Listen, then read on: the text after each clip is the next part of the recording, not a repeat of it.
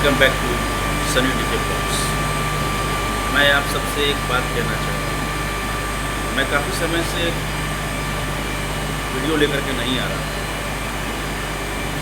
और मैं काफ़ी परेशान भी था, लेकिन कुछ समय के बाद मैं फिर से अपने ब्लॉग पर आया हूँ और कुछ इम्पोर्टेंट बात लेकर के आया हूँ। आज मेरा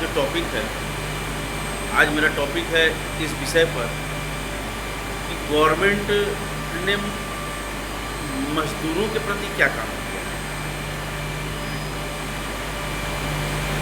गवर्नमेंट लेबर लॉ के अनुसार न्यूनतम मजदूरी तो तय करती है और उस न्यूनतम मजदूरी का कुछ हिस्सा भी हम लोगों के हक में नहीं आता या उन मजदूरों के हक में नहीं आता। इसका सीधा लाभ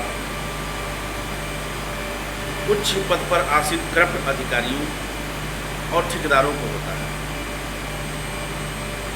हम मजदूरों तक इसका कोई लाभ नहीं मिलता। अभी हाल ही में गवर्नमेंट ने 1 अप्रैल 2026 से न्यूनतम मजदूरी तय की, वेतन वृद्धि, लेकिन हम जैसे कॉन्ट्रैक्ट बेसिस पर काम करने वाले वर्करों का सैलरी में कोई वृद्धि नहीं। सिर्फ एक दिखावे के लिए गवर्नमेंट ने ये रूल निकाल दिया कि आप कितनी मजदूरी बढ़ गई, उसका सीधा फायदा कुछ करप्ट अधिकारियों और ठेकेदारों को मिलता है, वो लाभ हम तक नहीं पहुँचता। आज आप समझ लीजिए कि 12 घंटे का 12,000 रुपये किस हिसाब से पॉसिबल है, और वो बंदा 12 घंटे में 12,000 रुपये प्राप्त करके पूरे महीने का वो कैसे अपने घर परिवार में सर्वाइव करता होगा, कैसे वो अपने घर परिवार को लेकर के चलता होगा, जिसमें शिक्षा है, बीमारी है, घर का खर्च है, तमाम प्रकार की चीज़ें जिससे आप लोग भली भांति परिचित, जो परिवार को लेकर के चलता है उसे अच्छे से मालूम। वो 12 घंटे की ड्यूटी में 12,000 रुपये में कैसे घर को मैनेज करता होगा। आज के परिवेश में लोग जब ये कहते हैं कि हमारा देश आज़ाद हो गया है, तो मैं ये मानने के लिए तैयार नहीं हूँ कि मेरा देश आज़ाद हो गया ना। मैं बिल्कुल नहीं मानता कि मेरा देश आज़ाद हो गया। कैसे मानूँ कि मेरा देश आज़ाद हो गया। आज भी हम उसी गुलामी की जंजीरों में जकड़े हुए हैं। हाँ, परिस्थिति में इतना ही बदलाव आया है कि पहले हम कुछ चंद अंग्रेज़ों के गुलाम थे, आज चंद ठेकेदार, करप्ट अधिकारी, करप्ट नेता और कुछ करप्ट पुलिस डिपार्टमेंट के हम गुलाम हैं। हमारे सैलरी का 40% गवर्नमेंट पद पर, उच्च पद पर आसीन अधिकारी ठेकेदारों से कमीशन के रूप में लेते हैं, और ये तय है जब तक वो 40% कमीशन नहीं देंगे उन अधिकारियों को, तब तक इनका कॉन्ट्रैक्ट पास ही नहीं होगा, इनका बिल पास ही नहीं होगा। ठेकेदार भी बेचारा क्या करे, मजबूरी में वो 40% कमीशन देता है। वो अपने जेब से तो देता नहीं, मेरे ही जेब से देता है, मजदूरों की जेब से देता है। उसके बाद जो मजदूरी बचती है उसमें से भी ठेकेदार को भी चाहिए। जो बचता है रूखा सूखा वो हमारे हिस्से में आता है। इसीलिए पहले लोग कहते थे हमारे देश की आज़ादी के लिए अंग्रेज़ों को इस देश से निकाला जाना चाहिए, अंग्रेज भगाओ, देश को आज़ाद कराओ।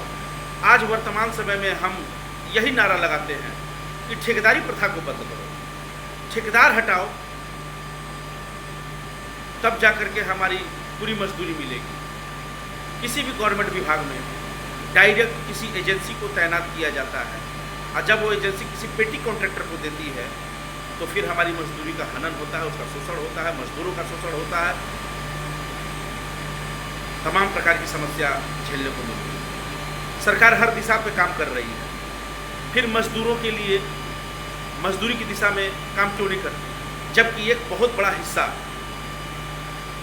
भारत में, हमारे भारत में एक बहुत बड़ी जनसंख्या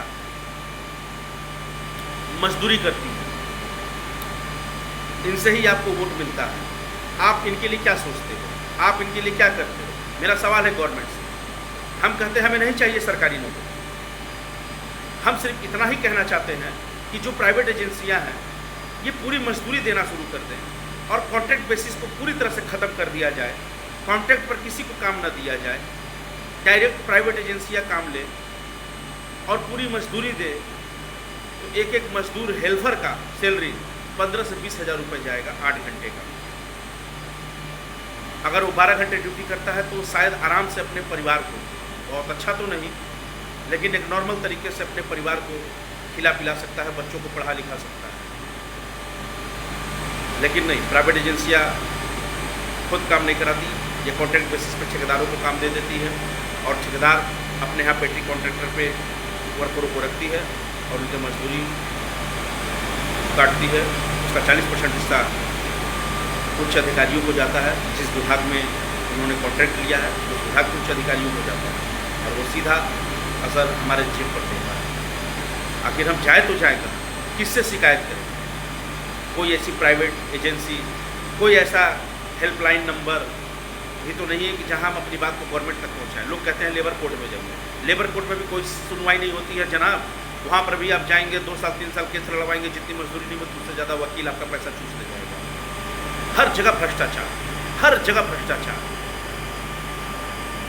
इसीलिए हम मजबूर होकर चुप बैठ जाते हैं। हम सोचते हैं कि चलो जो मिल रहा है उसी में गुजारा करो, लेकिन कब तक? आज़ाद भारत में आखिर कब तक इस तरह की गुलामी हम करते रहेंगे? कहने को तो आज़ाद भारत है, पर हम आज भी गुलाम हैं, ठेकेदारों के गुलाम हैं। अगर आप आवाज़ उठाएंगे आपको नौकरी से निकाल दिया जाएगा। कोई है जिम्मेदारी लेने को? कोई लेगा जिम्मेदारी कि हम अपनी आवाज़ को उठाएं और हमें नौकरी से न निकाला जाए? कोई नहीं।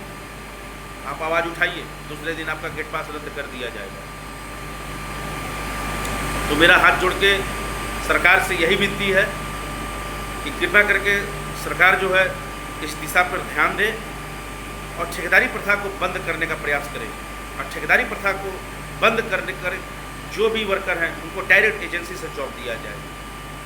हम जानते हैं कि सबको गवर्नमेंट जॉब दे पाना पॉसिबल नहीं है, पर जो प्राइवेट एजेंसियां हैं कम से कम वो तो डायरेक्ट काम ले सकती हैं और उनको उचित मजदूरी दे सकती है। हमें कोई शिकायत नहीं होगी सरकार से। आज की सबसे बड़ी समस्या है रोजी रोटी। अगर हमें रोजी रोटी ही नहीं मिलेगी तो हम दुनियादारी की परेशानी का टेंशन लेके क्या पालें? सबसे मूलभूत तो आधार यही है। जब पेट ही नहीं भरेगा तो हम आगे क्या लड़ेंगे? प्लीज़ सरकार से मेरी यही गुजारिश है कि इस विषय पर ध्यान देते हुए कुछ करें मजदूरों के लिए। हर वर्ष वित्तीय वर्ष आता है और वित्तीय वर्ष में नए नए लोगों को, नए नए अवसरों को सरकार पारित करती है, नए नए नियम लागू करती है। तो नियम लागू करने के साथ साथ हम पर ध्यान देते हुए इसको सख्ती से पालन करवाया जाना चाहिए हर राज्य में। मैं उत्तर प्रदेश से हूँ और मैं भी मजदूरी करता हूँ। मुझे भी उचित मजदूरी नहीं मिलती और मैं बहुत परेशान हूँ इस चीज़ को लेकर के। कृपया करके गवर्नमेंट से गुजारिश है कि इस ओर थोड़ा ध्यान दें, वरना ज़िंदगी तो चली रही है, चलती रहेगी। धन्यवाद। जय हिंद, जय भारत।